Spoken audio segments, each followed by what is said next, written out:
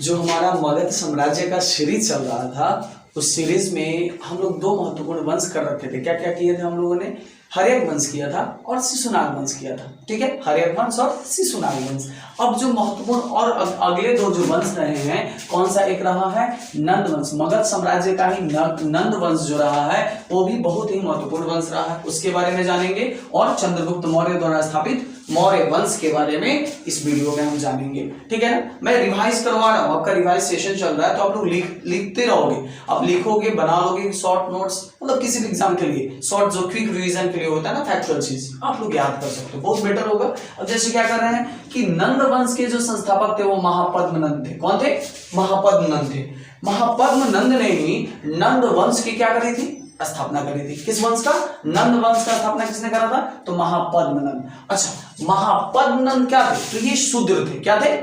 ये शूद्र थे। और महापद्म नंद को सर्वत्रात्मक कहा जाता है। क्या कहा जाता है? सर्वत्रात्मक कहा जाता है। सर्वत्रात्मक का मतलब होता है क्षत्रियों का नाश करने वाला। क्या होता है? सर्वत्रात्मक का मतलब क्षत्रियों का नाश करने वाला। और इन्हें भार्गव भी कहा गया। किनको? महापद्म नंद को भार्गव भी कहा गया। क्या कहा गया? भार्गव भी कहा गया। अच्छा, एक बात आपको पता होगा, रामायण जब आप देखते होंगे तो उसमें देखे होइएगा कि परशुराम जो थे वो क्षत्रियों से बहुत चिढ़े थे। उन्होंने प्रण लिया था कि इस पृथ्वी से क्षत्रियों का समूल नाश कर देना है। ठीक है ना, तो उन्हीं का अवतार माना जाता है अपना। किनको? महापद्म नंद को भी किनका? परशुराम का क्या माना जाता है? अवतार माना जाता है। ठीक है क्या? अब महापद्म नंद के 8 पुत्र थे। महापद्म नंद के कितने पुत्र थे? 8 पुत्र थे। उनमें उनका जो आठवां पुत्र था वो क्या था? धनानंद था, जो कि सिकंदर के समकालीन था। कौन था? तो ये सिकंदर के समकालीन था। कौन? तो धनानंद। ठीक है क्या? अब आइए धनानंद के बारे में थोड़ा सा जान जाइए। धनानंद को यूनानी लेखकों ने अग्रभोज की उपाधि दी है। क्या क्या कहा जाता है धनानंद को? तो अग्रभोज कहा जाता है। धनानंद को यूनानी लेखकों ने अग्रभोज की उपाधि दी थी। सिकंदर ने धनानंद के समय में ही भारत पर आक्रमण किया था। दिमाग में रख लीजिए, सेट करिए कि धनानंद के समय ही सिकंदर ने भारत पे आक्रमण किया था। एक बात जान लीजिए, आप ये जितनी भी चीजें लिख रहे हैं ना, आप थोड़ा सा क्या करिए, अपने कॉपी में नोट करते जाइए। किसी भी एग्जाम देने जाने से पहले आप क्विक रिवीजन मारिएगा ना, ये सारी फैक्चुअल चीजें आपको एक बार देखते ही याद हो जाएगा। ठीक है क्या? आगे चलते हैं। अब आते हैं 322 ईस्वी पूर्व में चंद्रगुप्त ने क्या करा था? अपने गुरु चाणक्य की सहायता से, कौन से? अपने गुरु चाणक्य की सहायता से क्या करी थी? धनानंद की हत्या करके। किसका हत्या करके? धनानंद का हत्या करके। और क्या करा था? कौन सा वंश का स्थापना करा था? जैसे मौर्य वंश की स्थापना करा था। किसने?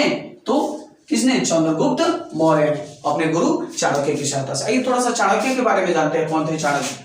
चाणक्य जो है इनको कौटिल्य भी कहा जाता है। चाणक्य को क्या कहा जाता है? कौटिल्य कहिए, विष्णुगुप्त कहिए या चाणक्य कहिए, तीनों नाम इन्हीं का है। ठीक है क्या? तो यह कौन थे? चाणक्य कौन थे?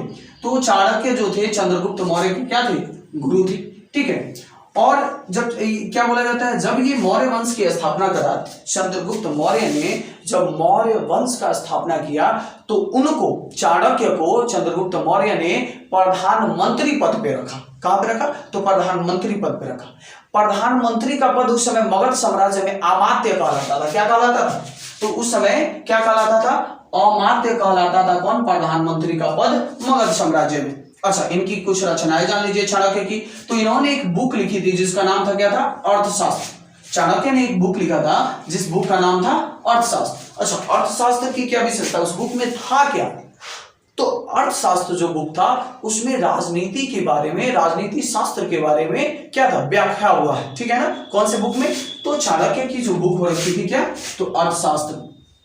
अच्छा, अब आइए जरा, चाणक्य को भारत का मैकियावेली कहा जाता है। क्या कहा जाता है? मैकियावेली। अच्छा, मैकियावेली जो थोड़ा सा अगर ग्रेजुएशन करे होंगे पॉलिटिकल साइंस से, उनको देखा, ये एक थिंकर थे। क्या थे? ये एक थिंकर थे। ठीक है ना? तो एक थिंकर थे। तो क्या किया गया? ये एक थिंकर थे। तो मैकियावेली जो क्या, इनको अर्थशास्त्र में इनके बहुत सारे क्या आपको क्या मिलेंगी? पुस्तकें मिलेंगी, बहुत सारी चीजें मिलेंगी। ठीक है क्या? तो मैकियावेली जो है, चाणक्य को क्या बोला जाता है? भारत का मैकियावेली कहा जाता है। चाणक्य को भारत का मैकियावेली कहा जाता है। ठीक है, मैकियावेली की एक रचना थी। क्या? मैकियावेली की एक पुस्तक लिखी थी द प्रिंस, और चाणक्य की जो पुस्तक थी अर्थशास्त्र। इन दोनों पुस्तकों में समानता पाई जाती है और ये दोनों मिलती जुलती हुई पुस्तकें थी, इसलिए इनको क्या चाणक्य को भारत का मैकियावेली कहा जाता है। ठीक है, और मैकियावेली जो था वो क्या था, इटली का रहने वाला था। मैं बोला ना ये एक फिलोसोफर, एक थिंकर था। पॉलिटी में जो पॉलिटी पढ़ते होंगे उनको बार बार मैकियावेली का नाम मतलब देखने को मिलता होगा। तो मैकियावेली इटली का रहने वाला था। चंद्रगुप्त मौर्य को यूनानी लेखकों ने शैंड्रोकोट्स क्या कहा था, शैंड्रोकोट्स कहा था। चंद्रगुप्त मौर्य को यूनानी लेखकों ने क्या कहा था, शैंड्रोकोट्स कहा था। ठीक है ना।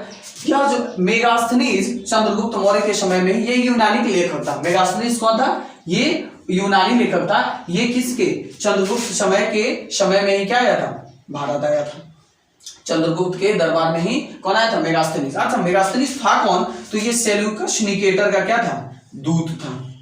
मेगास्थनीज कौन था, सेल्यूकस निकेटर का क्या था, राजदूत था। चंद्रगुप्त और सेल्यूकस निकेटर के बीच एक युद्ध हुआ। कौन, कितने ईस्वी में, 305 ईस्वी में। किसमें, 305 ईस्वी में क्या हुआ था, चंद्रगुप्त मौर्य और सेल्यूकस निकेटर के बीच युद्ध हुआ, जिसमें चंद्रगुप्त मौर्य जीत जाता है और सेल्यूकस निकेटर हार जाता है। और जब सेल्यूकस निकेटर हार जाता है तो अपनी पुत्री कौन थी उनकी, कार्नालिया उनकी जो पुत्री थी उनकी शादी कर देता है। वो किनके साथ, चंद्रगुप्त मौर्य से कर देता है। अच्छा, चंद्रगुप्त मौर्य ने सुदर्शन झील का निर्माण करवाया था। अच्छा, अब सुदर्शन झील के बारे में थोड़ा सा आज कि चंद्रगुप्त मौर्य जो था इन्होंने क्या किया था, सुदर्शन झील का निर्माण करवाया था। सुदर्शन झील के बारे में एक खास बात यह है कि यह मानव द्वारा निर्मित प्रथम झील था। मानव निर्मित यह प्रथम झील है। कौन सा, तो सुदर्शन झील। अच्छा, ये है कहां, तो गुजरात के गिरनार पर्वत पे। गिरनार पर्वत कहाँ है, तो गुजरात में है। तो गुजरात के गिरनार पर्वत पे कौन सा है, सुदर्शन झील। ये प्रथम दुनिया की पहली, कहाँ की, तो दुनिया की पहली ये मानव निर्मित झील थी। कौन, सुदर्शन झील। चंद्रगुप्त मौर्य ने भद्रबाहु से जैन धर्म की दीक्षा ली। किसकी दीक्षा ली थी, चंद्रगुप्त मौर्य ने भद्रबाहु से जैन धर्म की दीक्षा ली थी। ठीक है ना। और वह अपनाकर क्या, जैन धर्म को अपनाकर कर्नाटक के पास जो श्रवणबेलगोला नामक स्थान है वहां गए और लंबे समय तक उपवास किया। क्या किया, लंबे समय तक उपवास किया। किसने, चंद्रगुप्त मौर्य ने भद्रबाहु से जैन धर्म अपनाकर कहां, कर्नाटक स्थित जो क्या है, श्रवणबेलगोला स्थान है, वहां जाकर लंबे समय तक उपवास किया और अपने प्राण को क्या कर दिया, त्याग दिया। अच्छा, जैन धर्म में उपवास के द्वारा प्राण त्यागना क्या कहलाता है, शंथरा कहलाता है या संलेखना कहलाता है। क्या कहलाता है, शंथरा कहलाता है या संलेखना कहलाता है। ठीक है क्या। और इनकी मृत्यु 296 ईस्वी पूर्व हो गई थी। ठीक है क्या, चंद्रगुप्त की मृत्यु कब हुई थी, तो 296 ईस्वी पूर्व हो गई थी।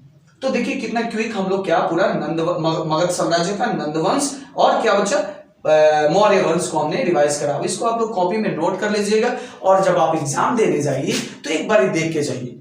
शॉर्ट रिवीजन, फैक्चुअल चीजें आपकी हो जाएंगी। ओके, आपको क्या करना है, ऐसे ही और सारे वीडियो मतलब लेने के लिए क्या करना है, आपको चैनल को सब्सक्राइब थोड़ा सा शेयर करिए अपने फ्रेंड में, और क्या हो जाए कि मैं ऐसा ही वीडियो डालते रहूं, इसके लिए आप कमेंट कर सकते हैं। ठीक है।